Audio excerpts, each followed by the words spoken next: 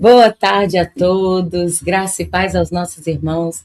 Hoje nós estamos aqui pensando teologicamente e eu quero agradecer a Deus a oportunidade de estar aqui no lugar do Senhor, reitor, diretor, professor Edilson Castro, que essa hora está em Bariloche, no gelinho, curtindo as férias com a dona Biga. Que bom que ele pode estar e nós aqui estamos. Que coisa boa. Estamos hoje, mais uma vez, na presença de Deus. Eu quero conduzir você em oração comigo para que essa seja mais uma tarde prazerosa de discussão aqui no Pensando Teologicamente. Feche seus olhos e vamos agradecer a Deus por esse tempo. Pai, nós te louvamos porque em todo tempo tu és bom e a tua graça tem nos alcançado de forma assombrosa. Tu és, Senhor, e sempre serás o Senhor da nossa vida, dos nossos pensamentos, das nossas atitudes, e por que não dizer, Tu és o Senhor desse tempo e dessa estação. Obrigada por esse ano, Senhor, obrigada por esse dia, obrigada pela oportunidade de estarmos juntos e discutir, Senhor, sobre o congregacionalismo brasileiro. Tomamos, Senhor, nessa hora, a alegria de estar, Senhor, participando dessa mesa e sendo a Ti grato, Senhor, pelos 171 anos dessa denominação no Brasil, em nome de Jesus. Amém. Hoje o tema principal serão os 171 anos da primeira igreja a pregar em língua portuguesa no Brasil. E para falar sobre isso, nós estamos hoje com o doutor, psicanalista, pastor Armando Xavier, que está Amém. aqui conosco como convidado principal, né? Contraponteando nosso querido pequeno contraponto. Hoje está bem desnivelado na altura, mas a gente vai tentar seguir um protocolo, né? Vamos lá, quem é o doutor pastor Armando Xavier? Pois é, desde já eu quero agradecer o convite do doutor, né, Edilson Castro, juntamente com a sua equipe, os pastores Edna Gaspar, pastor Wagner Gaspar e Edna Gaspar. Para mim é um motivo de alegria estar com vocês nessa tarde, poder aprender um pouco também junto com os irmãos e tentar contribuir com o tempo que eu tenho de ministério dentro das igrejas congregacionais. Sou Armando Xavier da Rocha, tenho 55 anos, já estou chegando ali na melhor idade, ou já estou na melhor idade. Sou pastor há 23 anos, pastoreei 2 igrejas nesses 23 anos, pode-se dizer que 3 agora, porque eu estou como pastor de 2 igrejas nessa ocasião, e missionário em uma outra ocasião ali em Mossoró. Sou formado ali em bacharel em teologia pelo Seminário de Recife, também psicanalista, meu último curso, pós-graduado também, assistente social, também tenho formação também, desde 2015 que eu me formei. Hoje, pela graça de Deus, estamos há 13 anos em Fortaleza, pastoreando a primeira IEC de Fortaleza, a IEC de Fortaleza, e a segunda IEC de Fortaleza, eleito há um ano atrás. Esse é o Armando, servo do Senhor. Estamos aqui para juntos aprendermos do congregacionalismo. Amém.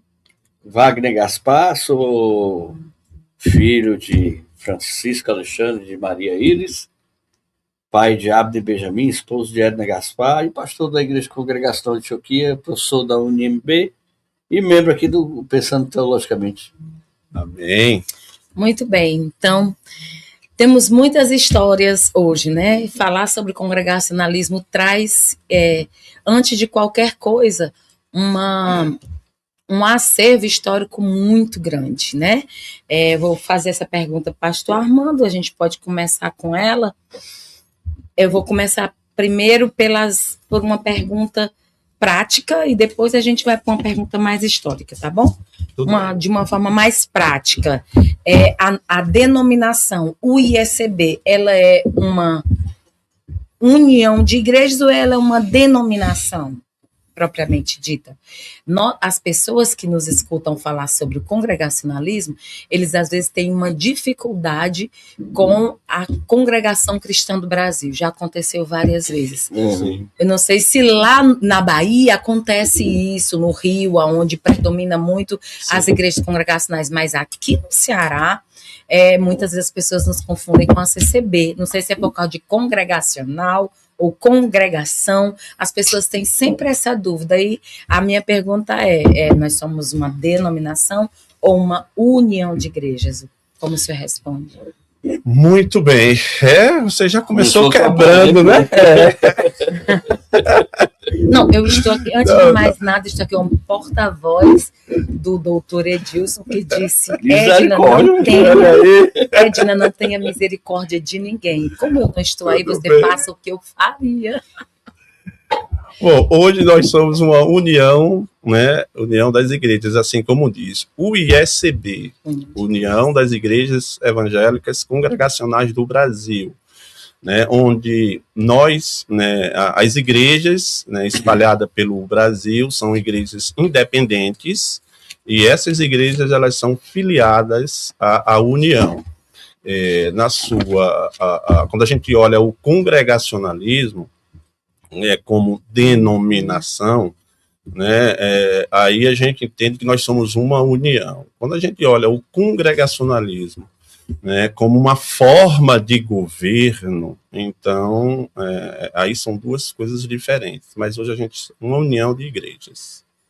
Como forma de governo, ela é mais abrangente. Mais abrangente. Porque os batistas são congregacionais. Isso, exatamente. Mas, ao mesmo tempo, quando a gente coloca algumas normas, como questão de forma de batismo, confissão de fé, está sendo discutido agora, quando a união ela tenta se moldar em uma denominação. Então, eu acho que em 1913 foi criada a primeira união das igrejas indenominacionais do Brasil. Então, a ideia seria uma união de igrejas.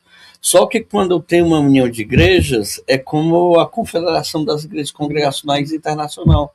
Sim. Ela é mais livre, ela deixa a igreja bem mais independente. E eu vejo que há uma crise de identidade na União, que ora quer ser denominação e que ora quer ser União. Não sabe bem vive, eu acho que uma metamorfose ambulante. De fato, né, quando a gente olha nossa história como um todo, né, vindo pelo o nosso precursor, o Robert Reid Callen, então ele estava preocupado em trazer o evangelho. Ele era muito o evangelho ao Brasil. Ele não estava preocupado em criar uma denominação. Penso eu que pela forma de trabalho dele, focando muito também a área social, que ele tinha juntamente com a sua esposa na época. Então, ele não tinha em mente, essa formação. Foi surgindo as igrejas, ali no Rio, depois Recife, e aí foram crescendo as igrejas, houve uma junção, uma época, com a cristã evangélica, ali não deu tão certo. Mas ainda passaram 50 anos juntos. Mas ainda, exatamente, um bom tempo juntos, porque ter formas parecidas, e também entra a questão do batismo também. A questão da Dona Sara, Reforma Brasil, né? Exatamente, isso aí quando ela já não está mais também, entre no Brasil. Mas é isso, essa é a ideia. Se você olhar as fotos, por exemplo, eu tenho um livro da Igreja Fluminense da época, era uma mega igreja para a época. Cali era muito fora da caixa. Eu acho que o tempo que ele passa ateu e ele não ter formação teológica também faz ele trazer um evangelho simples e ser uma pessoa muito mais abrangente fora da religião. Era fascinante, cara. Isso, quando a gente olha o início em Recife, o que é que ele faz? Ele coloca uma nota em um dos jornais, mais famoso de Recife, e aluga o Teatro Santa Isabel para dar uma palestra, né? Então, se nós formos pensar, né, essa é uma pergunta que eu quero lançar para vocês, qual é a relação que tem a Ilha da Madeira com o Brasil? Aonde é que se encontra Cali nesse contexto? Qual foi o grande evento que marca isso na Ilha da Madeira? E o que o Brasil tem tanto a ver dentro dessa história em 1855, 50, 60? Cali, quando é expulso da Ilha da Madeira, ele sai com 3 mil crentes e alguns não crentes até. Por exemplo, o bisavô do pastor Mauro Jardim vem na bagagem e não era muito crente, não. Não era bem convertido, mas vem no embalo. E, apesar disso, se converte, eles são os comportores. Então, a língua vai influenciar. E como ele era muito fora da caixa, né? Os evangelistas na Ilha da Madeira não eram crentes, eram católicos. Eram professores católicos que ensinou o povo da Ilha da Madeira a ler na Bíblia. Então, o fato de ler na Bíblia fez o povo se converter. Ele era amigo do bispo. Então, Cali... Era uma catequese cristã evangélica. Ele era fora da caixa. E quando a gente olha a conversão do Cali, né? Quando ele se converte, aí o clube, né? Exatamente, muda totalmente o paradigma, mudou da água para o vinho. E aí quando ele se forma, o Cali, a sua primeira formação em farmácia, ele faz umas viagens para ajudar. Ele ainda não tinha voltado ainda, né, para o evangelho, mas ele faz viagens de navios para 2 países, né, e ele passa na Ilha da Madeira, e ele se apaixona lá na Ilha da Madeira. Essa história é antes do evangelho chegar lá, dele transformado estando lá na Ilha da Madeira, né. E aí, quando ele vai na segunda vez, já mudado, com aquela história da conversão dele ali... Mas ele vai também para cuidar da saúde da esposa, né? O clima da ilha. O clima dá exatamente isso. E aí ele começa, através da sua profissão, pregar o evangelho da Ilha da Madeira, né? E ali começa a ter sucesso. Conta a história que na viagem que ele está indo com a esposa para a Ilha da Madeira, no próprio navio, ele já ia pregando o evangelho às pessoas, né, treinando como pregar lá na Ilha da Madeira. Então, muito interessante. Não, e deixa eu voltar um pouquinho. Na escola, quando ele se converte, ele não sai do clube, né? Sim. E ele fica no clube dançando e levava o pessoal para casa dele para estudar a Bíblia. Isso, exatamente. Ele já tinha uma célula, já tinha um grupo pequeno que é mal visto pela igreja e levando o povo para a igreja. Isso. Ele não cabe em canto nenhum. Ele tinha, né, ele gostava, né, enquanto ele estava ali, ainda não tinha tomado sua decisão. Uns hobbies dele era dançar, né, e aí tinha as bebidas alcoólicas, que ele tinha também, bebia muito, né? Charuto. Então, charuto, fumava também. E dançava, que ele dançava muito, né?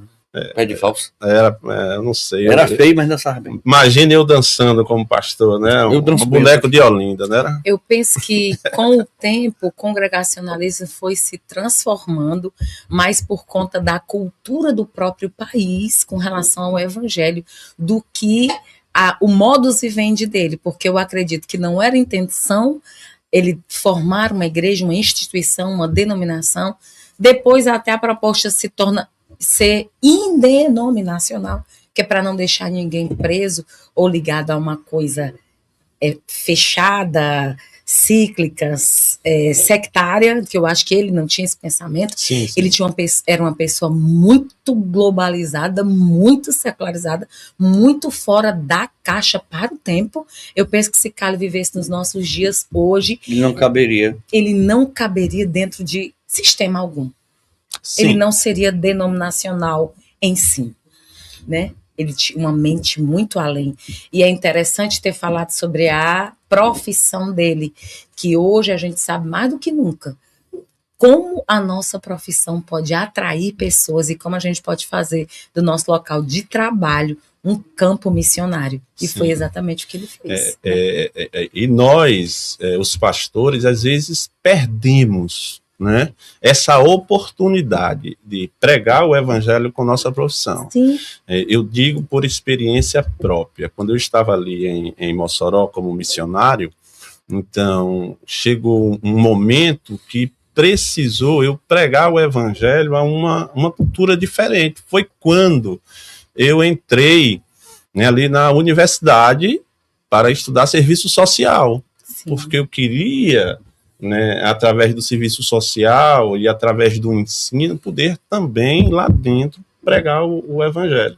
E hoje, né, a gente utiliza, né, a gente terminou o nosso curso de psicanálise em 2020 para 2021, e eu utilizo o meu curso justamente para ajudar, né, outras pessoas, né, usando a própria profissão ali, como também, né, os ensinos que Deus tem dado para nós através da revelação da palavra do Senhor.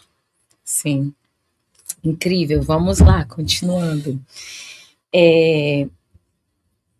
Uma das primeiras iniciativas no Brasil, o que foi a primeira iniciativa de Cali chegando no Brasil? A parte da educação? Foi a parte da educação, foi a dona Sara, né? Cali. Foi a aula sobre Jonas. Sim. Então, até fora da caixa também. Tinha a dona Sara também, que se não fosse outra pessoa, outro homem não daria o espaço que deu a dona Sara. Exato. Principalmente pela época, né? Com certeza. Ali, por causa daquelas ocasiões. A Sara é uma outra também que a gente precisava de muito tempo para falar só dela. Porque... Inclusive, hoje eu estou aqui com uma blusa que remonta aos tempos de Sara, doutora Sara, Dona Sara Cali, que ela tem um manual, e nesse manual, um manual de ética para as mulheres. Sim. E ela traz detalhes que hoje as nutricionistas, as coaches de emagrecimento, as coaches de todas as terapeutas falam. O ano era 1855. Ela diz assim: mulheres, vocês precisam comer até 18 horas. Depois disso, você toma um chá e dorme. Não pode comer depois desse horário. A noite foi feita para dormir. Você acorda, toma o seu café, faz o seu devocional, tem o seu primeiro contato com Deus e depois você senta com a sua família. Senta primeiro com Deus e depois com a família.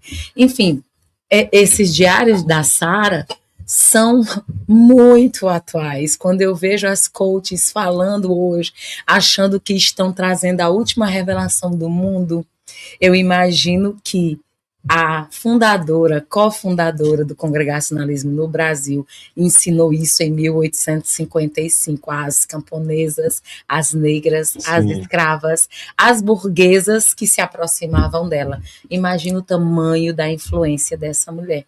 Né? Então, os chás promovidos por ela, até que finalmente surgem as associações femininas e etc.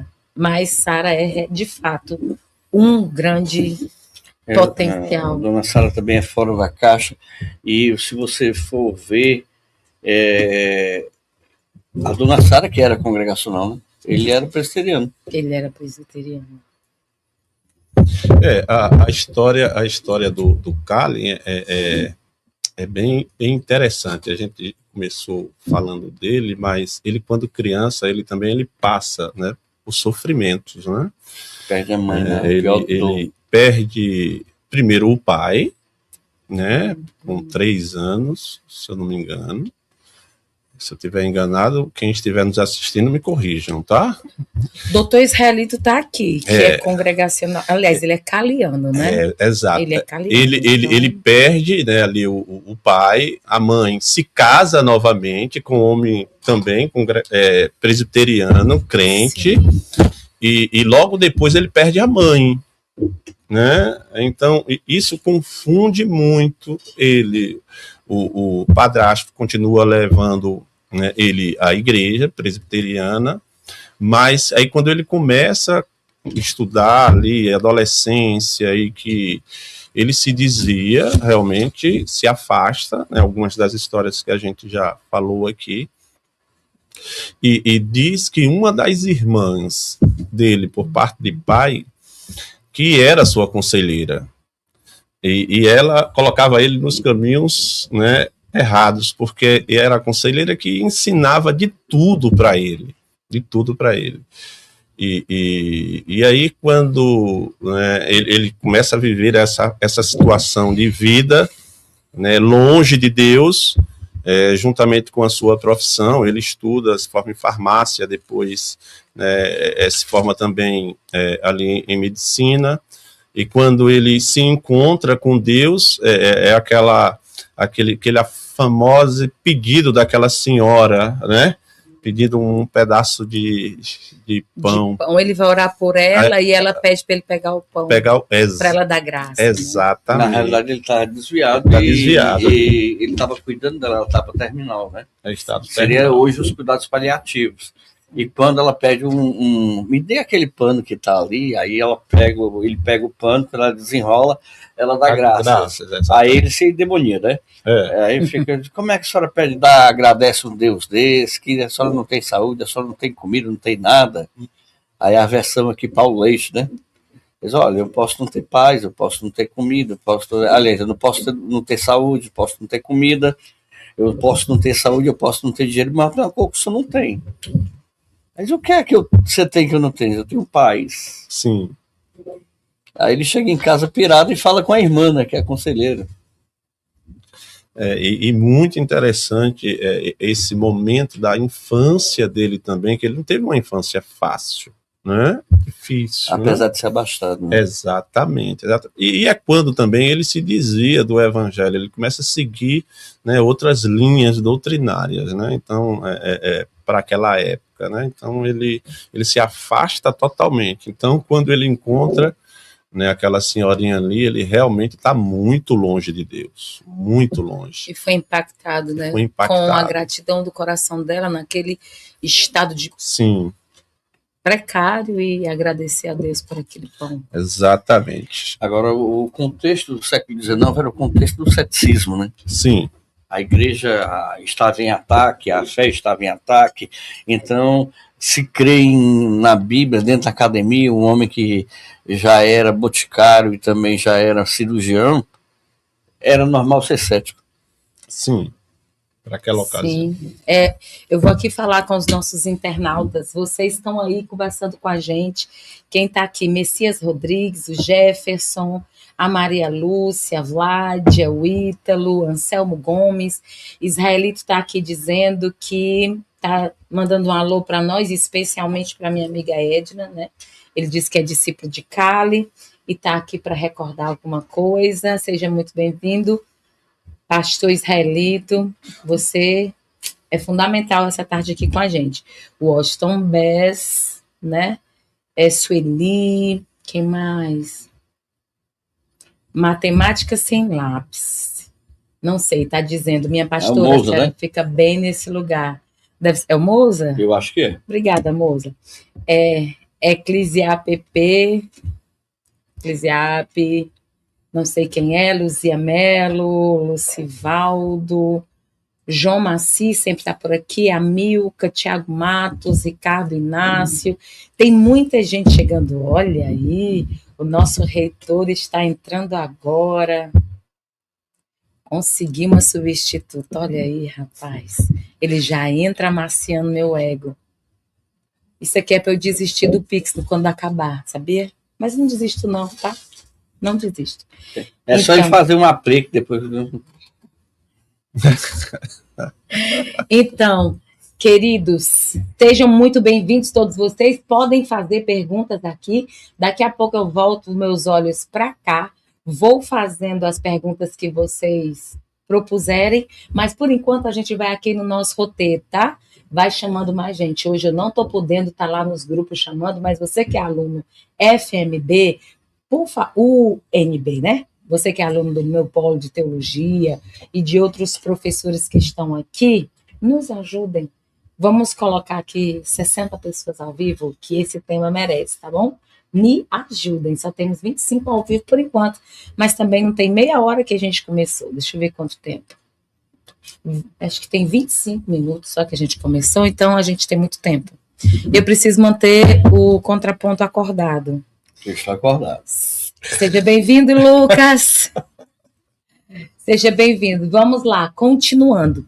E, gente, eu quero saber, vamos tentar organizar a sequência. Sim. Vamos esquecer, já vimos um pouco sobre a dinâmica desse ateísmo caliano, que a gente sabe que é resultado de uma infância sofrida e da influência de uma adolescência bem banda virou, né? Que ele teve e tal, beleza.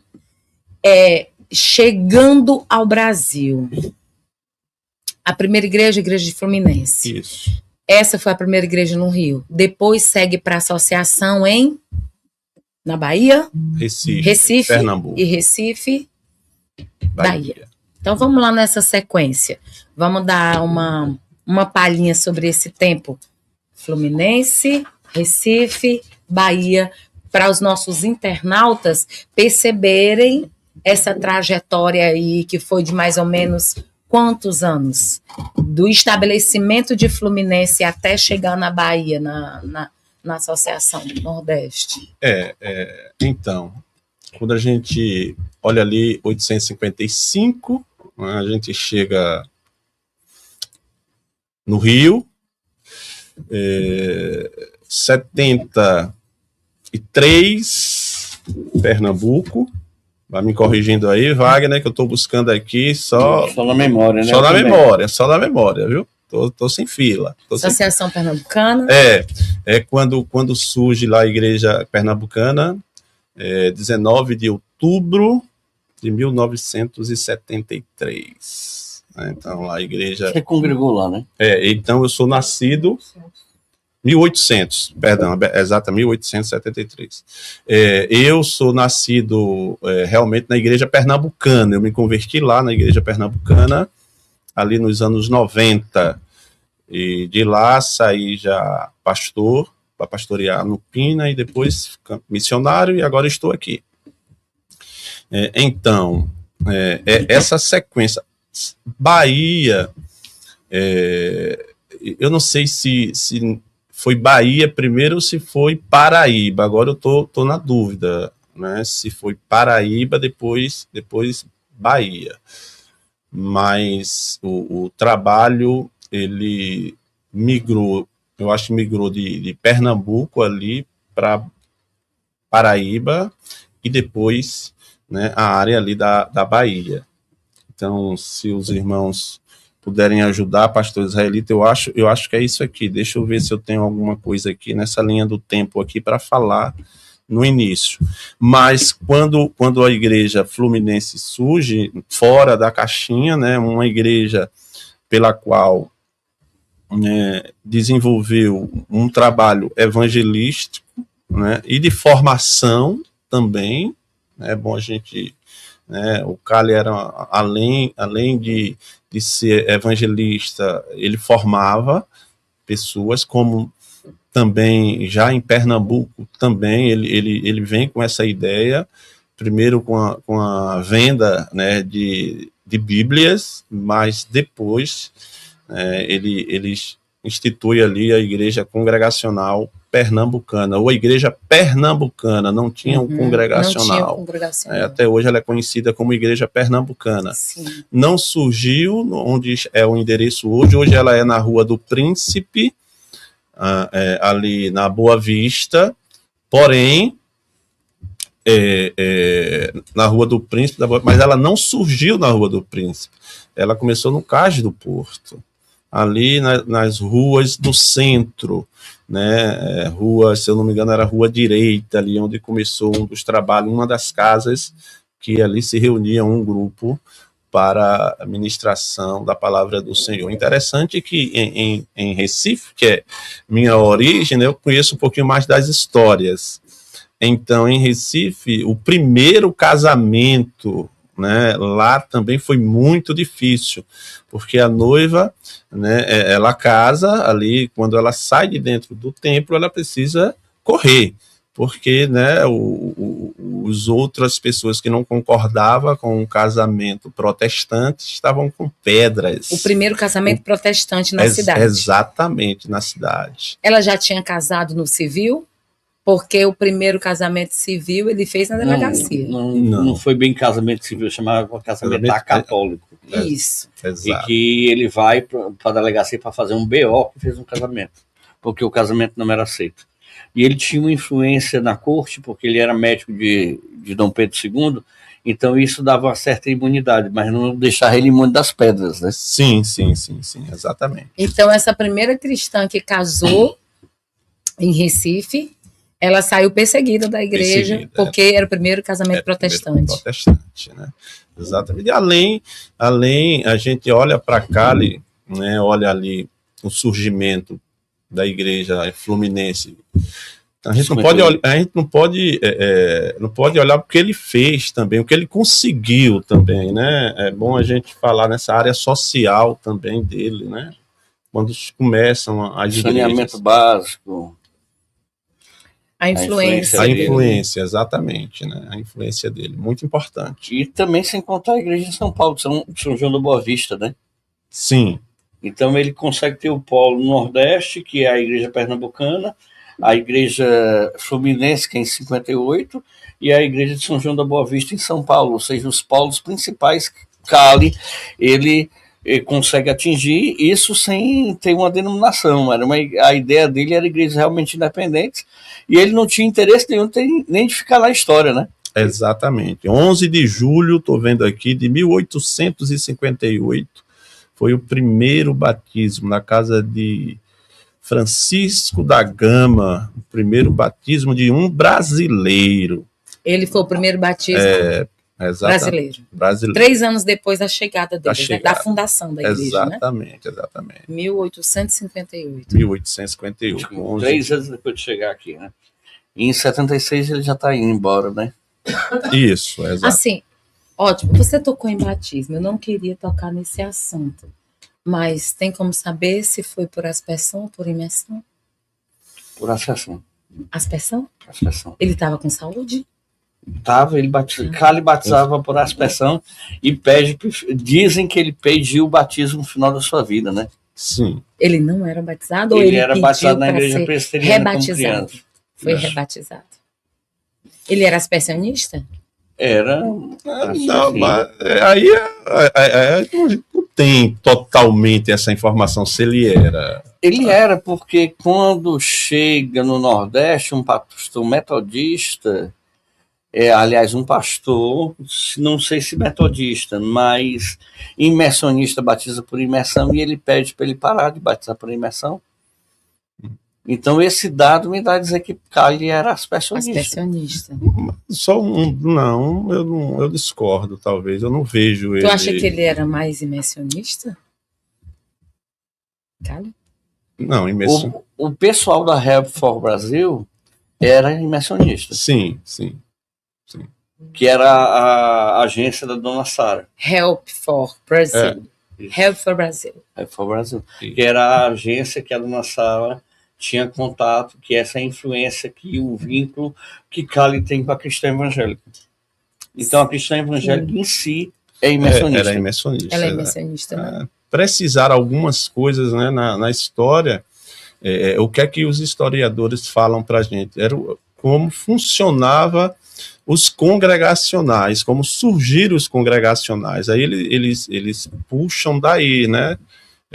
Principalmente ali da Inglaterra, depois que saem ali da Inglaterra, aí tem aquela peregrinação, saíram alguns expulsos de lá porque não concordava com aquela situação. Houve uma situação complicada também na questão teológica, antes de surgir a igreja congregacional. Uma igreja congregacional, eles não sabiam se seguia o sistema, né, das igrejas presbiterianas, né, colegiado, exatamente, ou presbitério ou congregacional, democrático, até que, né, houve o congregacional. A questão teológica também influenciava, aí é quando entra essa questão do batismo, quando a gente vai olhar a questão das crianças, os presbiterianos, eles pedobatista, batiza lá as crianças, né, exatamente, e os congregacionais, né, já tinha um grupo que não concordava. Houveram embates ali. Né, aí eu estou falando, a gente está... De forma bem generalizada. Exatamente. Cali em si não aceitava o pedobatismo, que eu batizo crianças, nem Dona Sara. Então, é tudo fora da caixa. É um congregacional que não batiza criança, que os congregacionais fora batizam. Escoceses. Que vem da igreja anglicana. Os anglicanos. E era um congregacional que tinha presbíteros, que ele coloca presbítero quando ele tem que viajar, que ele fica doente. Sim. Então o cara era totalmente fora da caixa, ele não tinha um padrão, era uma igreja caliana mesmo. Então quando a gente vê aqui o Brasil, quando a gente chega no Brasil e vê as nossas igrejas hoje congregacionais, né, nessa linha, né, de batismo, então a gente também, olhando para os dias atuais, a gente, né, possivelmente comece uma discussão agora. O nosso novo presidente deve começar depois, né, nessa declaração de fé que né, está em fase de estudo, estamos em fase de estudo, a gente volte a estudar essa questão do batismo também, né, se continua, né, só a aspersão ou se vai ser por imersão e aspersão, os dois. A gente não sabe o que vai acontecer ainda futuramente. Na verdade, nos documentos mais antigos não existe uma forma fechada, né, para a denominação em si, né? Não existia denominação. Agora existe uma recomendação de Cali, porque Cali, apesar dele fundar a igreja congregacional, o cara era meio episcopal, porque ele que mandava, ele pagava. Exato. O senhor diretor, reitor dessa universidade já fez 2 perguntas. E eu vou aqui colocar a primeira que está mais leve. A segunda ele jogou no meio dos peitos de vocês, né? Eu vou aparar a primeira aqui, que ele está aqui falando sobre as conquistas e as contribuições sociais da Dona Sara. Eu acho que é onde vai entrar a agência, né? Sim, sim. Eu acho que é onde vai entrar a agência da Help for Brazil. O que seria isso? A Help for Brazil. Fora isso, e a contribuição social da Dona Sara. A contribuição da Dona Sara, a educação cristã, ela revisava os sermões de Cali também, né? Sim. Mas é uma questão do português, eu acho. E alguns dizem que ela fazia, alguns quando ele estava doente, ela fazia e dava para outras pessoas pregarem. A questão de crianças também, a Dona Sara, ela teve uma grande formação na educação de crianças e ela também dá a primeira escola dominical para 5 crianças negras até. Questão dos hinários também, né? Os salmos e hinos também. Boa parte de músicas foram compostas por ela, né? Dos salmos e hinos. Exatamente. Ela era uma musicista, né? E o salmos e hinos vai influenciar toda a música sacra evangélica e protestante. No Brasil, exatamente. No Brasil. Eu acho que se Cali tivesse sido mais generoso, que também fica com ciúme de Simon, né? Mas tivesse cedido o inário para a igreja presbiteriana, ainda hoje seria o mesmo inário. Sim. Porque aí a gente tem salmos e hinos. Eles têm o inário evangélico porque Cali negou os direitos. Cali não aceitou eles pegarem os salmos e hinos. E através disso depois vai ter a diversidade, mas você vai encontrar salmos e hinos no canto cristão, na harpa cristã, vai encontrar no inário evangélico. É a base realmente da música sacra protestante. É uma grande contribuição de Dona Sara, né? Com impulso de formação espiritual e a união feminina. É uma coisa também assim, né, não é tão genérico talvez, mas a Sara, doutora não, né? Dona Sara, juntamente com o doutor Cali, a questão da escravidão que existia na época também. Eles eram diferentes nessa aí também, né? Então, E as igrejas congregacionais também. Né? Se hoje existe preconceito, imagina então essa também foi uma grande contribuição deles, né, dos dois, nessa área, na abolição também. E outra coisa, eles tinham um relacionamento também com a alta sociedade, mas não deixavam os escravos, os pobres, os desprezados. Era uma visão fantástica de Deus na Sara. Israelito está aqui perguntando para você, Armando. Rapaz. Calma, pastor. Se o Cali era arminiano ou calvinista. Isso aí é fácil de responder. É fácil, né? De responder. De origem presbiteriana, não tem calvinista, não tem como ser armeniano, pastor Israelito. Mas teve pastores armenianos na igreja pernambucana e depois veio pastores calvinistas, e há essa diversidade. Embora alguns digam... Eu estou sorrindo porque até hoje nós temos pastores, até hoje, nas nossas igrejas, calvinistas e armenianos, e outros armenianos. E alguns dizem que o Nordeste seria o seio dos calvinistas. Mas os pastores mais antigos que eu conheço, Josafá e Israelito, são armenianos.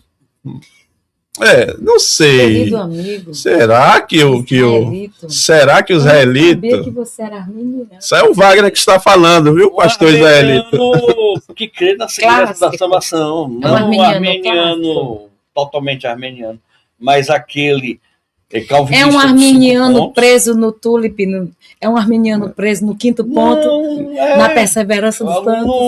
Não existe aquele calvinista dos pastores mais antigos, Armando. Eu não vejo esse calvinista ferrenho que a gente está vendo hoje dos neopuritanos. Não, eu vou chegar no neopuritanismo, calminha. Mas vamos aqui a passos. Tem uma outra pergunta do Edilson, que essa é um pouco mais provocativa. Eu estou tentando ser o máximo cordial possível, mas não está querendo muito, não. Ele está perguntando assim. Será que ele apagou a pergunta? Apagou, não. Como justifica uma denominação de 171 anos de existência no Brasil ter poucas igrejas? Vocês, pastores, podem dar alguma justificativa? Eu tenho uma ótima resposta para isso, uma resposta social, até. Minha resposta é social.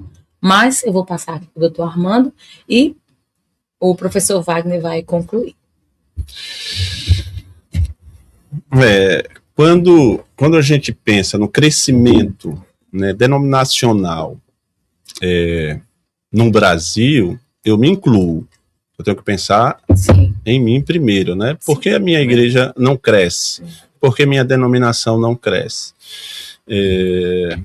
Então, talvez para todo o crescimento, né, de uma denominação ou de uma união de igrejas, elas precisam de ajuda. Talvez nós, por sermos igrejas independentes, ficamos presos, né, nas nossas caixinhas, nas nossas igrejas. Né? E isso eu estou começando de trás para frente, viu, doutor Edilson? Estou observando. Porém, quando eu vou pensar historicamente falando essa questão, é porque os congregacionais eles iniciavam as igrejas, né, não em subúrbio, eles começavam as igrejas, né, ali em grandes centros, né, e hoje a gente vê os grandes centros hoje esvaziados, e também não havia aquela... Né, estabeleceu a igreja num grande centro, né, em uma capital pernambucana, por exemplo, então lá fica, né, então não vai para... E o Brasil, ele após formadas de cidades, ele começa a crescer nos subúrbios. E aí a gente não... Periferias. Exatamente, a gente não foi. Bom, eu não vou pensar nessa questão teológica agora, não. Eu acho que essa questão é o que eu vejo mais. Sim. Eu acho que a gente ficou muito burocrático. Os batistas dizem que nós somos congregacionais demais, né? A gente acaba embolando muito meio de campo, E eu acho, me perdoe, nós não crescemos por arrogância também.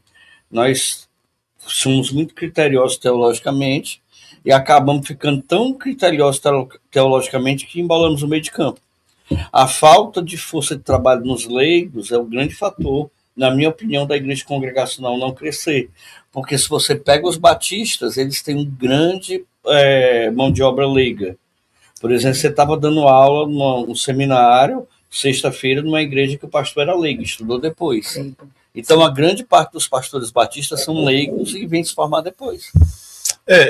Eu diria, pastor, essa burocracia que você fala, talvez seja dentro da própria instituição hoje, a União.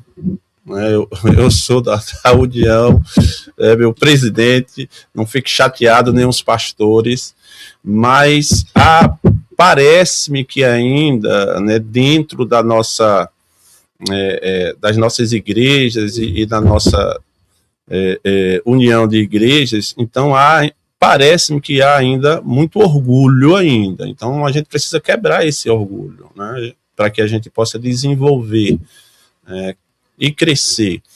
Falar que nós estamos crescendo, né, nos últimos anos, estamos, sim, mas se nós contarmos hoje as igrejas congregacionais que nós temos no Brasil, como um todo, não só a União, a Aliança e as outras independentes, a gente passa um pouquinho de 1.000 igrejas. Quando a gente olha para a União, que é a maior que tem, passamos de talvez entre 414 a 450 igrejas, né, hoje.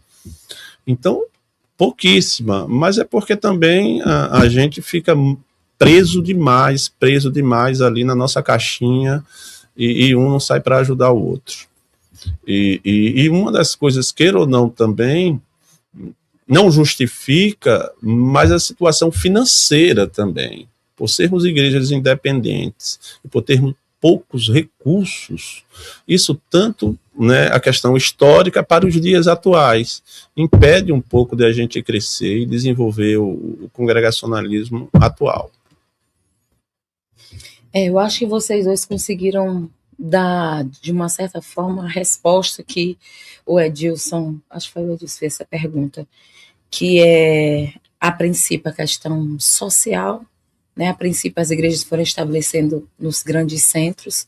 Hoje, por exemplo, se você for olhar para a nossa realidade, nós temos igrejas, as nossas igrejas antigas aqui, como a primeira igreja batista, ou a Memorial, essas igrejas com certeza elas se limitaram a um tempo, a um espaço. A cidade foi crescendo, os subúrbios aumentando, a cidade cresce e você tem que se popularizar, né? E não tem como uma igreja ser mantida, sendo independente ela e emancipada, ela tem que manter o obreiro, tem que manter o pastor, tem que manter a estrutura do prédio, né? Então, assim, socialmente falando, é uma realidade impeditiva, né? Outras denominações onde busca pastores leigos ou abre a porta para pastores leigos e também em lugares mais distantes e simples, com menos... Não posso falar das igrejas que a gente chama informal, né? Sim. Não estou falando das informais que nascem de uma porta que abriu assim do nada. Mas em igrejas, denominações mesmo, que grandes hoje, as pentecostais, pode-se dizer, que nos bairros populares elas são gigantescas, né? Não, nos lugares mais ermos.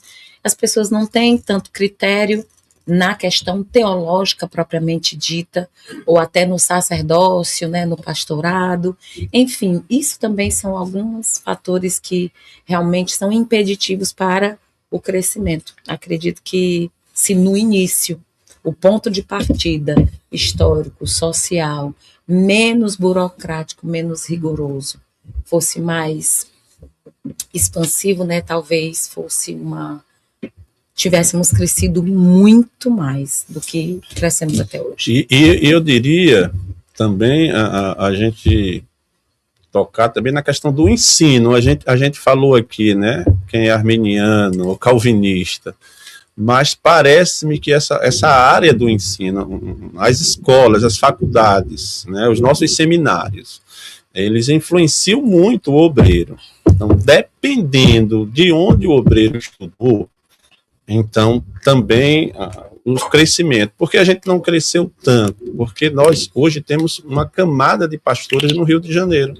São mais ou menos 300 igrejas no Rio, eu acho que menos, umas 250, 300 igrejas no Rio, para quase, vamos imaginar, 500 ou 600 pastores ou mais. Então, essa visão missionária também, a gente esqueceu um pouco dentro das nossas escolas, né, dentro dos nossos seminários. Eu acho isso também impediu muito. A questão da paixão. Exatamente. E sem contar, tem um fator que a gente não falou ainda agora, que a gente perde muita gente boa. Por exemplo, eu estou vendo aqui o pastor Edson e o pastor Israelito. O pastor Israelito está na Cristã Evangélica, de certa forma. Ele está de férias, jubilado, que arranjando luta para o nosso ministério, meu filho. É só o que ele quer hoje. E o pastor Edson na Igreja Batista. Quantos obreiros bons nós perdemos? Quantas influências de obreiros congregacionais estão por aí influenciando? Quanto o nosso serviço aqui já foi aproveitado e disseminado de outras denominações? Então, falta realmente um aproveitamento também dos obreiros. Um plano de crescimento, um plano missiológico. Não seria o tradicionalismo, porque senão a igreja presbiteriana não estaria crescendo. Exato. A igreja batista não estaria crescendo, que o crescimento a oferta de missões do Batista tem nacionais, estaduais e internacionais. Então nós temos realmente que fazer, acho que ser mais humildes também. Gente, olha, tô achando que vocês não estão curtindo. Nós temos 33 pessoas ao vivo e estamos só com 28 marcações de gostei. Vamos colocar nossa curtida aí, continuar, tá? Porque hoje eu estou muito ocupada, não posso ficar chamando o pessoal para a live. Vem aqui e começa a curtir agora essa live. O Edilson está falando do modos viventes aqui. Ó. Os modos viventes não poderia ser uma forma de expandir? Nós não expandimos quando tivemos os modos viventes. Pois é, eu acho... Eu acho que seria, mas nós não expandimos, né? Eu sou mais tradicional. Eu acho que não deveria contar, não. Para crescimento, não. Porque a gente só faz ali números, né? Eu ainda sou muito tradicional. Eu sou daquele que, para crescer, realmente tem que começar do zero, né, ali, fazer a obra. Mas eu acho que o modo vivente deixaria mais uma ideia de união de igrejas. Essa é a questão. A ideia da união de igrejas seria tornar um tipo de denominação que não é denominação, mas mais ágil. Sim. Porque quando você tem uma igreja bem independente, ela fica bem à vontade para crescer e trabalhar a sua personalidade. Então, o modo vivente seria mais ou menos isso. Como é que as escolas... Mas não deu muito certo. Pois é, como é que isso funciona na prática, nas igrejas locais? Como é que elas vão entender isso, né? Então... Israelito está puxando aqui um viés. Ele está dizendo, será que quanto ao crescimento, de maneira geral, a gente não confunde autonomia com independência? Essa é uma das polêmicas que a gente poderia lançar aqui, entre autonomia e independência. As igrejas são independentes e autônomas, ou até onde vai a independência, ou até onde vai a autonomia? Porque a autonomia dá alguns direitos, mas por ser autônoma não tem apoio. Não é isso? Então, assim, essa é uma questão que ele está colocando agora, Israelito. Vocês estão dizendo que ele é amigo de vocês, né? Então, eu sei que ele é meu admirador. Amiga, eu não sei se não é de vocês, não. Olha, na realidade tem que ter um plano de crescimento. Se tem no plano, se segue. Porque na época que Cali expandiu, e o expandimento de Cali foi tremendo para a época, a expansão, de Cali foi tremendo para a época. Ele abriu uma igreja nos polos principais do Brasil, onde não tinha igreja em língua portuguesa, abriu em Pernambuco, abriu em São Paulo e abriu primeiramente no Rio, na corte. Poxa, isso totalmente generoso, totalmente sem denominação e tudo. Eu acho que está faltando um plano de crescimento só. E se contar como a gente cresce separadamente, a gente cresce muito. Se for pegar as igrejas que saíram da União, que estão totalmente dependentes, sem vínculos, se elas se juntassem, elas dariam quantas igrejas? Então esse crescimento está acontecendo no reino, não formalmente. Mas dentro da pergunta do israelito, e elas ficariam, o crescimento, ela ficaria, continuaria independentes? Se for uma união de igrejas, verdadeiramente uma união de igrejas no sentido pleno da palavra, ela seria plenamente independente. Agora, se eu quero transformar uma união de igrejas numa denominação, eu começo a tolher, a criar algumas normas que complicam. Eu tenho que ter a maturidade para entender que a igreja é independente. Eu, como congregacional, entendo isso. Cali entendia isso. Porque Cali, quando foi embora, deixou as igrejas para trás e nem se preocupou mais. Sim, verdade. Por falar nisso, quando surgiu a Aliança Congregacional do Brasil? A aliança surgiu quando? Em 67. Isso. 67 surge a aliança, e eu não sabia, pesquisando hoje, vim saber que Bento Ribeiro teve uma reunião antes lá também, na questão da renovação, né? Foi um grande avivamento que acontece no Brasil, que cria a Aliança das Igrejas Evangélicas Congregacionais do Brasil, a Igreja Presbiteriana Renovada, a Igreja Batista Nacional, e outras igrejas também se renovam. Todos nesse movimento. Todo dessa época. Foi uma época de renovação. A época de Fanini, né? Enéas Toganini, se eu não me engano. Isso, Enéas Toganini, que vai se renovar criando a Igreja Batista Nacional. E também a Igreja da Lagoinha segue o segmento renovado. Né? Exato, exatamente. A aliança em si, ela vai surgir também justamente por causa das questões ali doutrinárias das igrejas, né? Justamente do batismo do Espírito Santo. Exatamente. Os dons carismáticos. Isso não é uma renovação, é uma pentecostalização. Não é bem uma renovação. E ali tinha também, né, as práticas também, né? A questão do surgimento das baterias, das palmas, que não se tinham nas igrejas congregacionais nessa época também. Então, como um todo. Apesar que, quando a gente vai olhar para a primeira igreja fluminense, né, ali já está surgindo já também, né, ali já está na frente de todo mundo, mas cá no Nordeste não, cá no Nordeste a gente ainda está muito tradicional, ainda seguindo, né. O Nordeste em si é bem mais tradicional. Nós vamos ter a primeira mega igreja do Brasil, vai ser Bento Ribeiro. Então, vários movimentos de renovação. Agora, é interessante que Bento Ribeiro vive a renovação, não se pentecostaliza, porque a questão do batismo com o Espírito Santo nunca foi falar em línguas de Bento Ribeiro, mas vive o contexto dos dons e não segue a aliança. Né? A aliança é formada e, apesar da primeira reunião acontecer em Bento Ribeiro não vai para o lado da aliança, continua na união.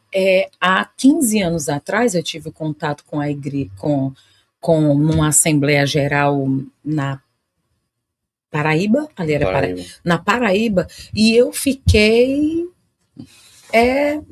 eu achei estranho o comportamento dos congregacionais da aliança. Muito assembleanos. Né? Eu achei eles mais assembleanos do que os assembleanos. Eu achei extremamente xiita.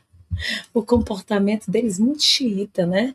Apesar de ter sido assembleana, eu nunca vi tantos assembleanos dentro dos congregacionais. E aí eu comecei a entender que não era só o fato do carisma. Sim. Não era só o carisma, não era só a presença do dom do Espírito Santo, mas é como se fosse uma pentecostalização e aí eu não sei se doutrinariamente falando, a aliança é conservadora, pentecostal, arminiana ou calvinista. Como é que a gente consegue Na encaixar? Época, renovação, né? Eles chamavam o movimento de renovação, né? Quando surgiu, né? Os pastores tinham essa ideia. O movimento chamava renovação, mas era pentecostalização. Era batismo do Espírito Santo com falar em línguas. Sim, aí sim, né? Eles eram divergentes nessa questão, né? Dos dons carismáticos. Era, né? bem pentecostais mesmo. Criam na segurança da salvação, mas creio que o batismo com o Espírito Santo vem com evidência de falar em línguas. Hoje, com o maior carinho do mundo que eu tenho aos meus irmãos da Aliança, eu digo que a definição teológica deles é a esquizofrênica, que está uma mistura agora de neopuritanismo, tem uma ala ainda que é pentecostal, tem outra que não sabe mais nem o que é, e fica aquele conflito. Por ser uma junção de igrejas, vamos imaginar assim a Aliança também, né?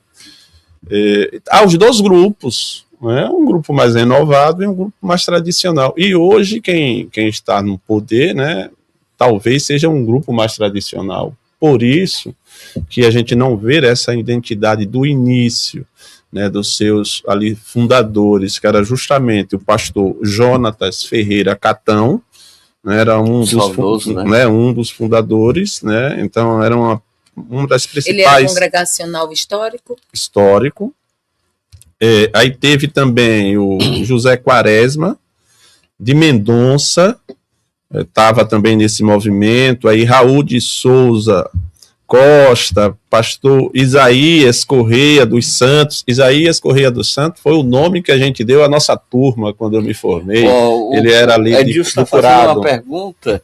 São esses aí, Edilson, os principais responsáveis pela fundação da Aliança. Foi exatamente. A que ele fez antes, né? A pergunta. Exatamente. O pastor Edilson faz essa pergunta. Esses são os principais responsáveis, junto com o pastor Samuel também, que faleceu, saudosa memória. Morreu na pandemia, foi ele. Morreu na pandemia. Foi. Eu estive com o pastor Samuel antes de morrer. O Samuel, ele dá continuidade, né? Ele já vai uma geração depois. Ele já vai dando a continuidade, exatamente. Mas eu acho isso um absurdo, porque a aliança surge pela renovação, pela pentecostalização. Voltar a um tradicionalismo tão ferrenho que não se vê nem na União, para mim é um contrassenso, é uma falta de identidade. Eu tenho que respeitar a gênese do movimento. Fica uma coisa sem sentido.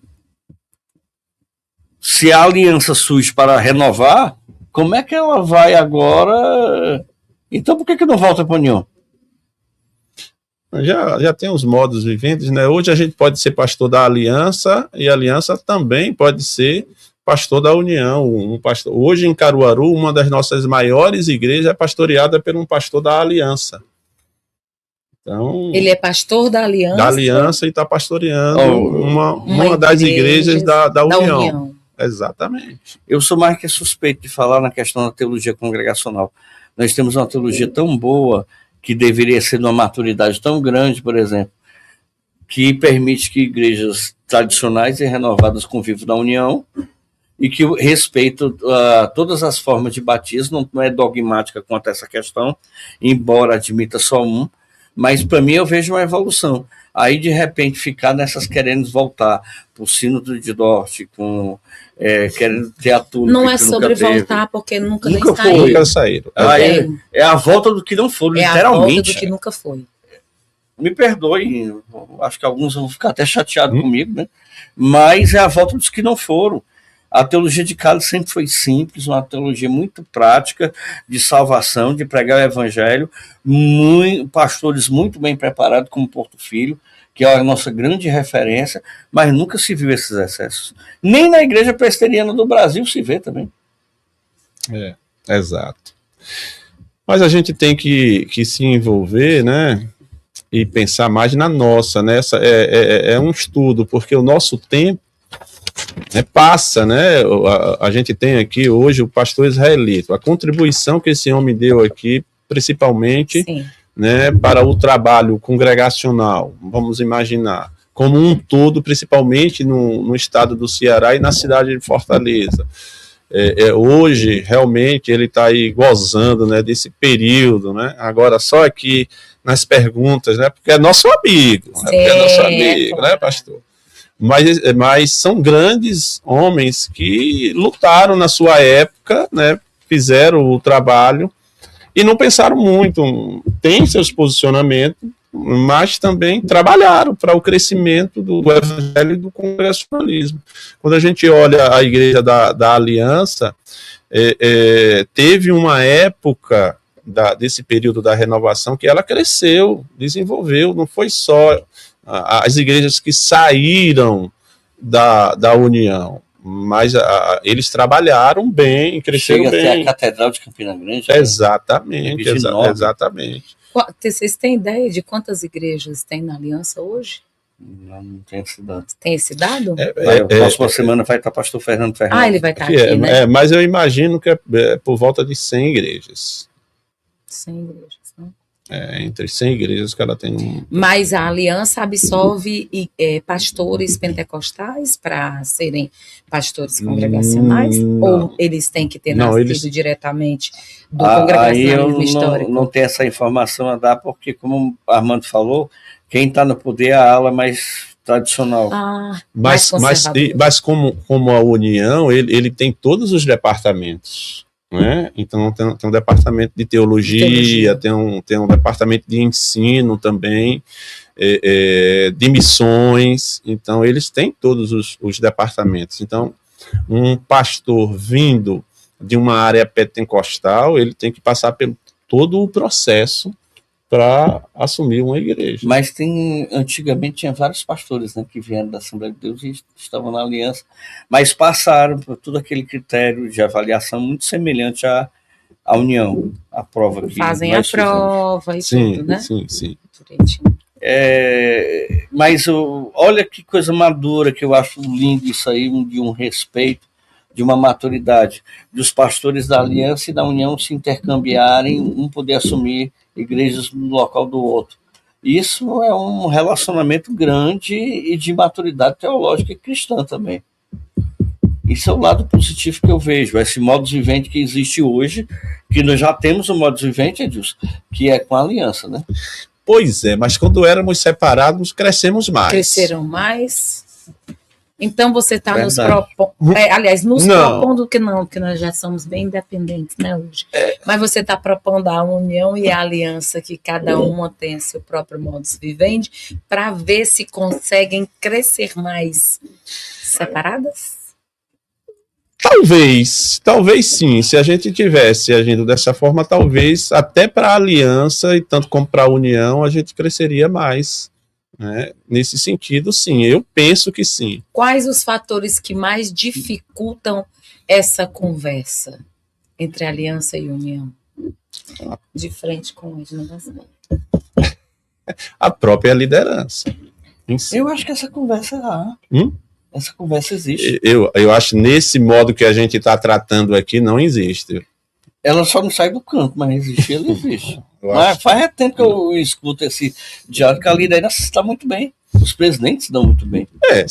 Se dar muito bem, isso não quer dizer que se faça crescer. A gente faz trabalho com a aliança aqui no Ceará. Recife, ano passado, né, levou 5.000 pessoas a um teatro entre a aliança e a união num dia da denominação de 170 anos. Então, essa junção.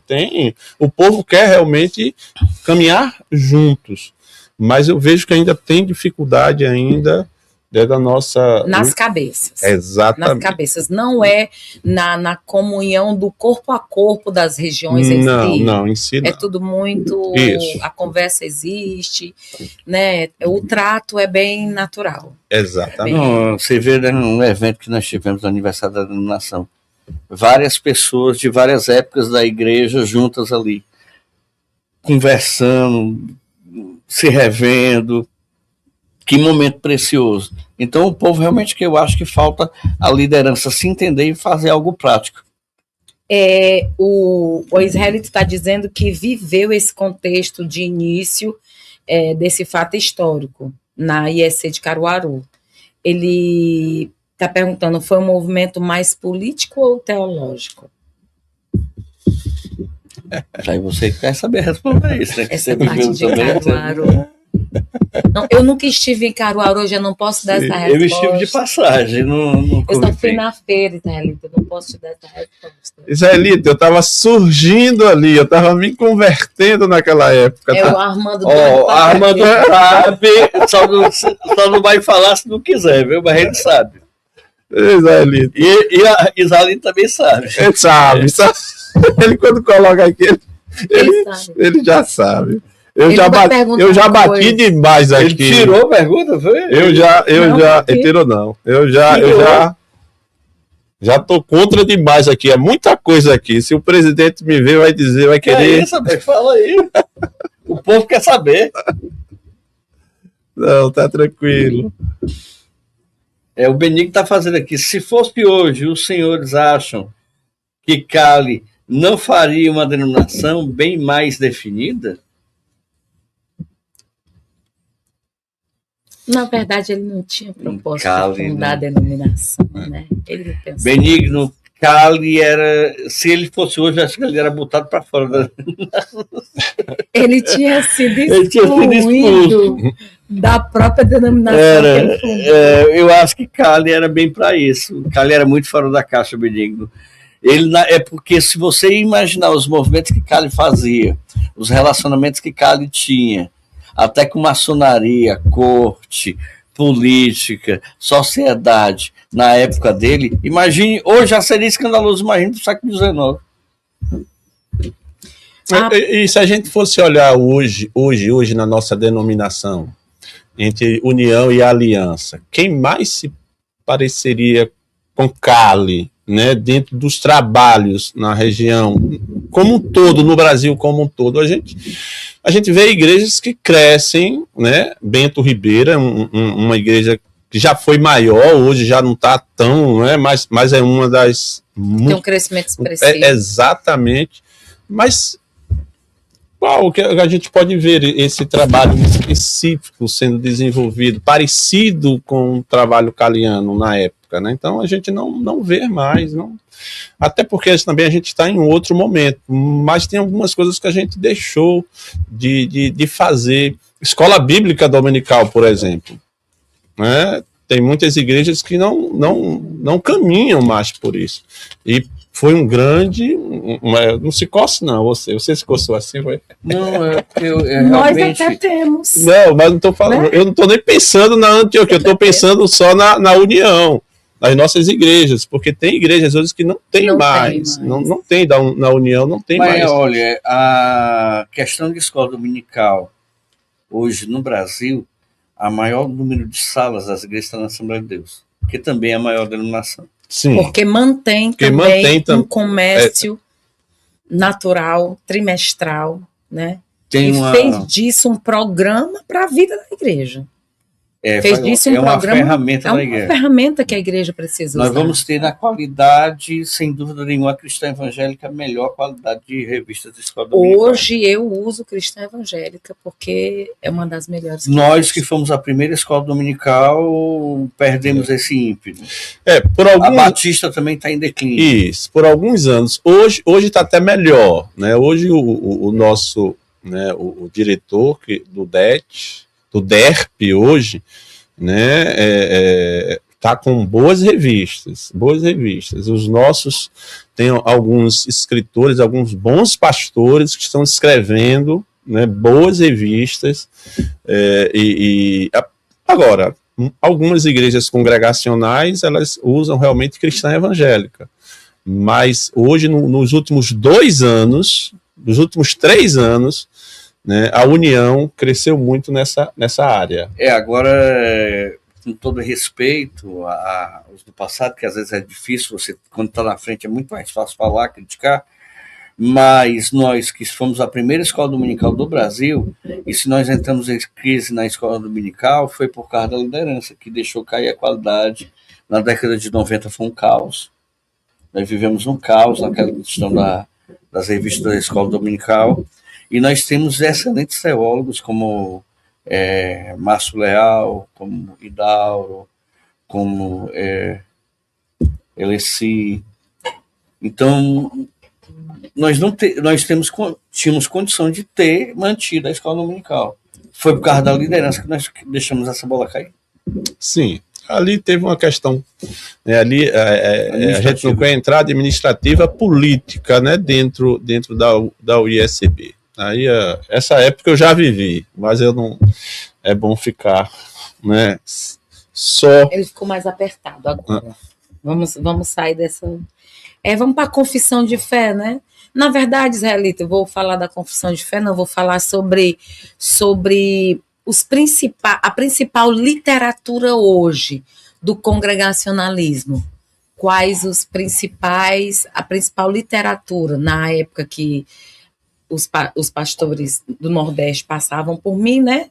Que a maioria aqui já passou, no grego, nas sistemáticas, nas bíblicas, quem não fazia lá no Rio ou em Pernambuco, tinha que fazer as cadeiras denominacionais. Sim, não é isso? Isso? Hoje, quais são as cadeiras denominacionais como complemento de uma faculdade teológica? Digamos, como é o nome dele? Ailton. O Ailton terminou UniMB. Ele fez aqui a UniMB, terminou 4 anos de teologia, mas ele quer ser pastor. O que ele tem que fazer até chegar na bancada? Quais as disciplinas que são prerrogativas que ele precisa fazer como critério para ser um pastor congregacional hoje? História do cristianismo, né? Ele precisa do cristianismo, história do congregacionalismo, perdão, ele precisa fazer. No cristianismo ele tem uma grade normal.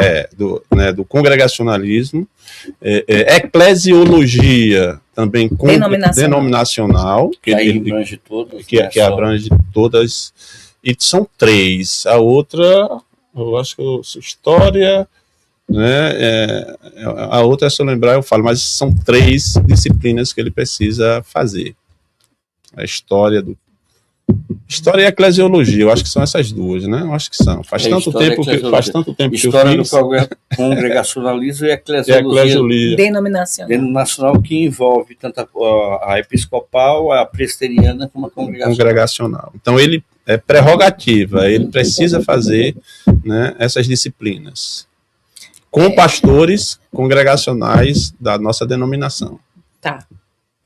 Eu acho que se aplica aos da União também. Sim. Da Aliança também? Também se aplica. Também se aplica. Pastor Armando, fale da discussão na União quanto a possuir uma confissão de fé e onde ficam os 28 artigos do Dr. Carley. Sabe que essa pergunta foi Israelito, né? Israelito já está se vingando. Né? Edilson mandou eu tomar posse de um lugar que mais quem está dando as porradas aqui não sou eu, não, viu? Estou sendo uma lady. Acho que eu estou com o espírito de Sarah Kali sobre mim, composta. Apagou a sessão mediúnica, né? E do lar. Pois bem, hoje nós seguimos, né, como igrejas congregacionais, os 28 artigos. Né, a nossa confissão, poderíamos dizer que é a nossa confissão de fé. Hoje, os 28 artigos. Então, um grupo de estudiosos, pastores congregacionais, entenderam que nós, né, precisaríamos, né, de uma confissão de fé, né, para que pudéssemos, então, a partir daí, né, seguir porque eles acham que nós não temos, né, os 28 artigos não é uma confissão de fé. Eu penso diferente, eu sou dos pastores antigos, eu acho que os 28 artigos é uma confissão de fé, a nossa confissão de fé. Então nós estamos, isso foi passado em reuniões de juntas gerais, né? Então há um grupo de pastores que estão estudando, né, os 28 artigos, estamos criando uma confissão de fé a partir dos 28 artigos, que também, essa confissão de fé também terão também 28 artigos, também essa confissão de fé também. Então, isso está uma fase, né, de estudos, de debates. Né, Na verdade, é uma reforma? Talvez sim, uma reforma dentro. Que nem todos os pastores concordam com essa questão, mas ainda está em fase de estudos, de debates, e aí várias reuniões para a gente saber, né, se vamos adotar ou não. Não adotamos ainda, está só em fase de estudo, essa confissão de fé dos congregacionais. Na realidade, me permita, eu até falando com o Douglas Nassif, doutor Douglas Nassif, os 28 artigos, eles são contextuais para responder uma heresia chamada darbismo, que era muito forte na questão do dispensacionalismo e rejeitava as estruturas denominacionais, hierárquicas. Então, era quase um pouquinho de desigrejados, e não aceitava pastor, hierarquia, templo, essas coisas. Então, o darbismo, para responder o darbismo, e dentre algumas heresias na pessoa de Deus, de Cristo, surge os 28 artigos. Então, os 28 artigos vai para responder tanto o liberalismo teológico da época, quanto o darbismo. Então, os 28 artigos se acha simples. O que é que você acha? Porque nós não temos identidade, porque a gente não tem confissão de fé. Não, a gente não tem identidade porque a gente é diverso mesmo. Porque a gente sempre foi diverso, porque Carlos nunca teve uma forma. A gente não tem identidade porque a gente é indenominacional mesmo. Eu acho que a nossa identidade é a não identidade. Então, aí estão querendo fazer uma confissão de fé que eu não sei o que vai sair. Mas eu creio que vai sair uma coisa legal, porque os teólogos são bons. Pelo que a gente tem visto, é uma atualização. Uma atualização. Isso não é relevante, porque para a época os 28 artigos eram relevantes. E era tão resumido que não precisava nem muita explicação. Mas para hoje a gente não entende porque a gente perdeu o contexto. Os termos são outros, né? Quando eu for ler os 28 artigos... São bem simples, parece que é tão redundante nós que hoje. somos mais técnicos, teológicos... Agora, se a gente vai para o século XIX, que tem uma influência do darbismo e do liberalismo teológico, você ia entender a necessidade da época. 28 artigos, da questão da natureza pecaminosa, do homem, do pecado de Deus. Sim. Então, é essa questão. Embora eu fiquei até um pouco de ter caças buchas quando eu estava na União, nessa nova síntese doutrinária, mas parece que vai ser um negócio legal. De repente, seja, né? Espero que tenha dado para responder, pastor Zé. Quais as expectativas, pastor, para a comemoração dos 171 anos? Eita, cadê o nosso presidente? Está onde ele? Nem para falar. O presidente está em Bariloche hoje? Está em Bariloche. Vai trazer congelacional, está congelando. Vai trazer flocos de neve para nós? Vai, ele disse que pegou o isopor, está trazendo um bocado de neve para mim. Nós estamos, né, juntos, né, com as igrejas congregacionais da União, da Aliança e igrejas congregacionais independentes. Então são 3 ramificações diferentes. Isso, diferentes, né, nesse trabalho dos 171 anos. Vamos comemorar no dia 22, não é isso? 22 de agosto, um sábado, às 5 horas da tarde. O local aqui é que eu não lembro aqui onde é. Mas a expectativa é que tenhamos ali as nossas igrejas congregacionais juntas, né, naquela comemoração, uma expectativa acima de 500 pessoas, né, naquela programação. Teremos um pastor da Aliança que estará ministrando para nós naquela ocasião, vindo do interior da Paraíba. Eu, como não sei o nome do pastor, não vou arriscar, mas eu posso ver daqui a pouco aqui e passar para vocês. Estamos, né, aí nos últimos, pastor Edilson, que é o nosso presidente, ele está aí nos últimos detalhes, né, para esse grande evento, onde as igrejas estarão todas reunidas. Estamos tentando trazer o grupo do coral feminino da IEC de Boa Viagem, a nossa maior igreja, e teremos o Ministério de Louvor de uma dessas igrejas independentes, daqui de Maracanaú, que é a igreja pastoreada pelo pastor Cleiton. Então é a IEC Shekinah, exatamente. Então é esse nosso evento. E eu espero que você que esteja aqui nos vendo, nos assistindo, nos visite nesse dia. Vamos passar o endereço corretamente daqui a pouco para vocês. Já está na hora de acabar, né, filho? Tem algumas perguntas de onde foi aqui que eu não entendi bem. Tem uma outra aqui. Qual a administração mais organizada na área missionária e administrativa? Não entendi, gente. Qual a administração mais organizada? É na área mais organizada é a área missionária ou a administrativa? Eu não sei se ele está falando do Dan ou do DEM, né? Ele quer saber o que hoje é melhor. Eu acho que o Dan está melhor. O que é melhor o Dan é o que trabalha diretamente com os pastores, né? E o DEM com os missionários. E o DEM com o Departamento de Atividades Ministeriais, né? O outro, ele perguntou ali, o DEM, Departamento de Evangelismo e Missões. Se ele perguntou dentro dessa área, eu estou imaginando que ele está querendo talvez saber a área administrativa e a área missionária, o que desenvolve mais nas igrejas congregacionais. Talvez seja essa a questão. Né? Hoje, queira ou não, né, sobressai ainda a área administrativa. Missionária não, porque as igrejas não estão crescendo. Sim.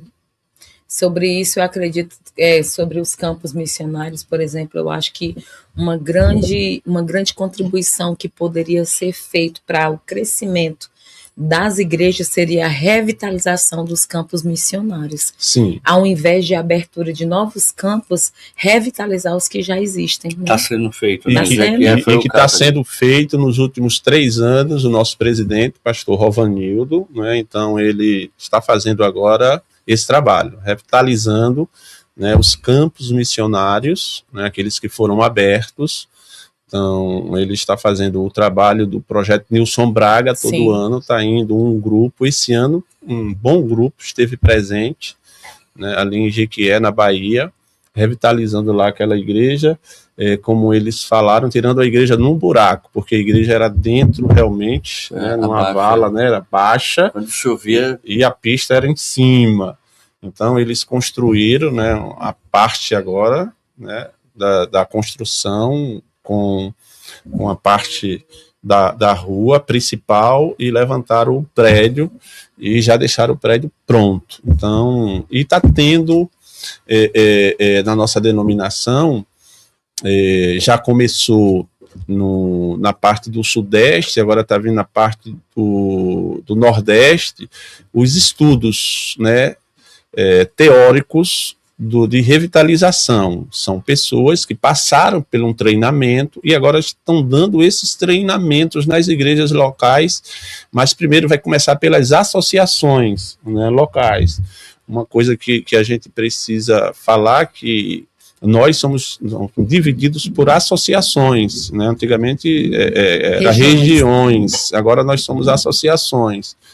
Então, né, esse estudo, né, teórico de revitalização, dado pelos nossos pastores, isso foi um programa dentro, né, do novo presidente, né, que ele preparou aí, estava ali no seu cronograma de revitalização, e pelo menos está indo bem. Não chegou aqui ainda na nossa região, mas vai chegar um treinamento na área de revitalização, tanto para as igrejas locais, como para os campos missionários. Então, isso na teoria. Na prática, a gente não está vendo isso funcionar ainda como deveria. O material é muito bom, do Christian Schwartz. Aquele material que nós tivemos contato no ano dos 2000, as 8 marcas das igrejas que crescem, é aquele instituto que trabalha isso. Sim. O Rovanildo me mostrou essa questão e tudo tal, só que a nossa igreja acabou saindo e a gente não fez parte. Messias Rodrigues está falando alguma coisa aqui? pastor Israelito tem medo de que a confissão de fé se afaste cada vez mais de Cali. É uma possibilidade. Corre o risco. Ou até aproxime, dependendo da proposta, ou até aproxime. Essa questão é preocupante. Tem gente que está voltando para onde nunca saiu, né? De repente até melhor. Eu acho que não. Eu acho que talvez. Na verdade, a proposta é uma releitura, né, gente? Exatamente. É uma releitura. Então, vamos esperar que melhore. Vamos crer, né? A obra é do Senhor, é de Deus. Cali foi o grande instrumento que Deus usou, mas a gente sabe que é Deus quem sustenta todas as coisas. Vamos caminhando aqui para as nossas conclusões finais, né? Estamos já a 1h30. Eu acredito que já 1h30 do nosso tempo. Obrigada a você que ficou ao vivo até agora, mas vamos aqui,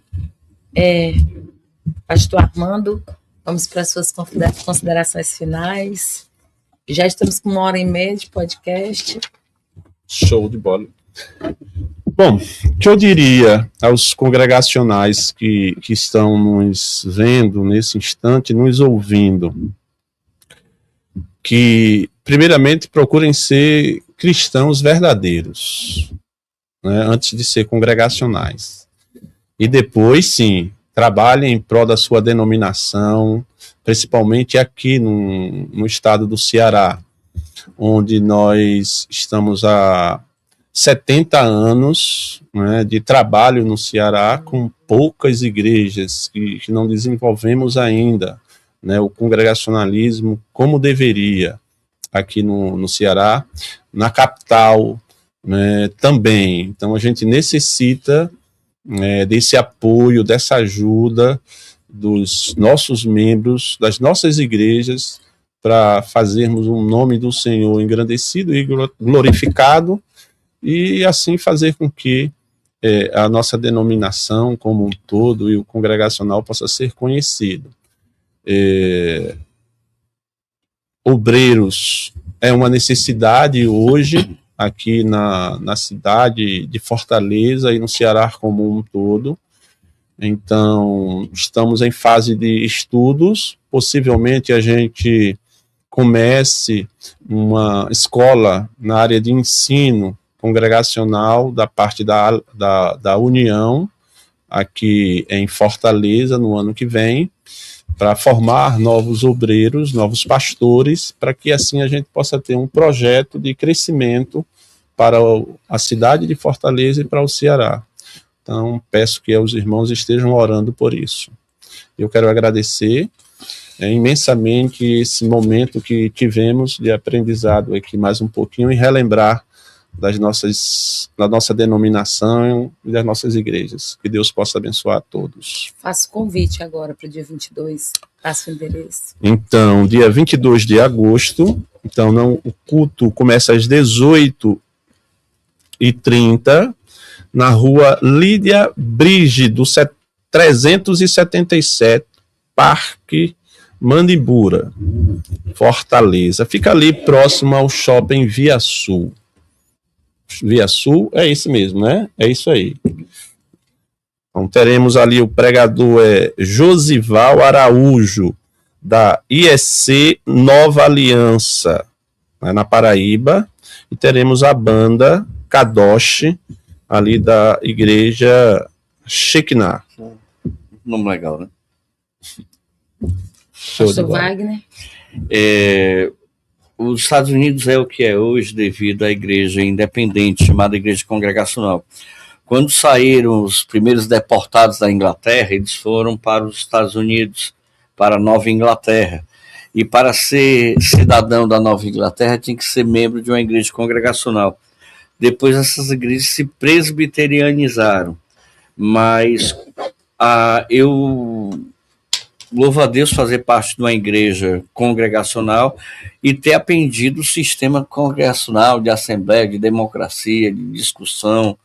Às vezes isso amarra um pouco, mas isso dá um grande desenvolvimento para o jovem, para o homem, para a mulher.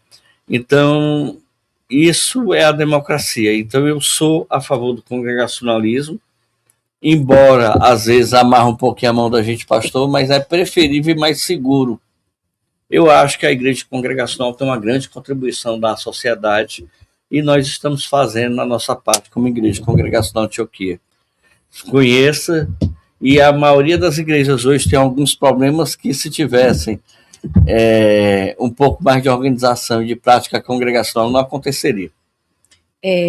Pastor Jones, uma das suas perguntas foi respondida pelo pastor Armando, né, com relação ao que é mais organizado, a área administrativa ou missionário. Se eu dar uma voltadinha aí, e por algum momento você deve ter saído da live e perdeu. Mas e a outra foi uma afirmação que ele fez, né? Carlos não tinha visão de iluminação, concordo. Mas ele era de igreja autônoma, individual. Sim, sim. Essas plenamente, duas questões John. Você colocou, não sei quem é o pastor John de Canidé? Isso, exatamente. Abraço, querido. Aí não conheço. Uma vez que eu te vi foi em Nilson Braga. Está sendo transmitido também pela rádio da IEC em Canidé, tá? Podcast. Ok. Estamos esperando mais likes, né? Mas até agora não. Eu como apresentadora, ganho menos likes. Eu, lá por trás das câmeras, ganho mais audiência. Então, somos gratos a Deus por essa oportunidade, essa tarde prazerosa de discussão. Obrigada a você que esteve conosco contribuindo para esse bate-papo tão importante. Obrigada, pastor Israelito, pelo seu espírito caliano entre nós, pairando aqui mais uma vez. Ele não se diz congregacional, ele se diz caliano, né? E hoje nós estamos aqui convidando você, como o pastor falou, dia 22, nas redes sociais, a gente vai deixar lá o horário direitinho para quem não pegou, e outros irmãos que estão fora da denominação, ou irmãos batistas, ou congregacionais independentes que queiram estar nesse dia, serão muito bem-vindos. Primos, né? Até os primos batistas e os irmãos congregacionais, e os irmãos pentecostalizados, enfim, congregacional é de todo tipo, né? Então, nós temos congregacionais pentecostais aos congelacionais, calvinistas aos arminianos. Se você é congregacional, democrático, amigo, primo, está convidado do mesmo jeito. Nós vamos ter uma linda festa e você está convidado. Amém? Vamos orar agradecendo a Deus e a todos vocês que estiveram conosco até aqui. Pai, nós te damos graças por essa tarde. Obrigada, Senhor, porque nós sabemos que existe um propósito grandioso, Senhor, nessa denominação, nesse povo que se chama pelo teu nome e na transformação, Senhor, de vida que vem por meio do teu evangelho e da tua palavra. Faça com que o nosso chamado, a nossa vocação nunca atrapalhe o teu plano original de salvação às nações. Nós nos colocamos à disposição do teu Espírito, não como igreja ou instituição, mas como filhos e servos, para que o teu nome seja conhecido e para que a tua glória seja manifesta. Obrigada por essa tarde. Nós abençoamos todos os ouvintes, aqueles que verão essa live, Senhor, depois. Possa estar abençoando, fazendo crescer e enriquecer historicamente ainda mais, Senhor, aqueles que puderem acessar essa live. É em nome de Jesus que nós te agradecemos. Amém. Boa tarde a todos e até a próxima semana, se Deus quiser. Amém.